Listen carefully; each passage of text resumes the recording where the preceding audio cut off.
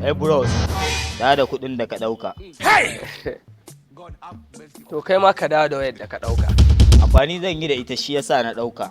Ka dakata da magana amfani da kace za ka yi da ita. Me zai hana mu gaya maka business ɗin da za ka yi ka samu kuɗi ba sai kana yin wannan sace-sacen ba. Kamar ya sana'a, wace iriyar sana'a?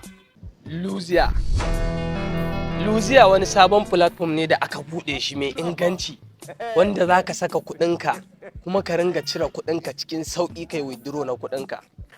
Ba caca ba ne, business ne. Na farko ka shiga Chrome, ga sunan nan a sama kai sacin Luzia, za ka ga application ɗinsu ka shiga ka yi rijista. Idan ka yi rijista za ka ga yadda tsare-tsaren su yake.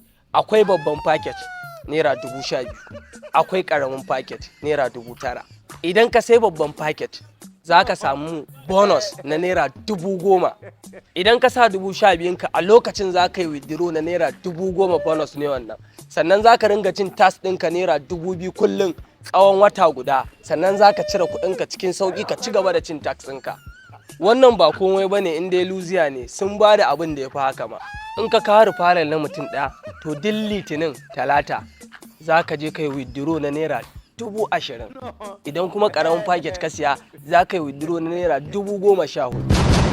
Lokacin da ake withdraw ɗin kuɗin shine karfe 6 zuwa karfe 7 na dare.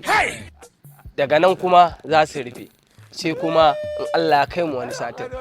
Platform ne da za a yi launching ɗinsa on September 5 ga watan nan da za mu shiga kenan.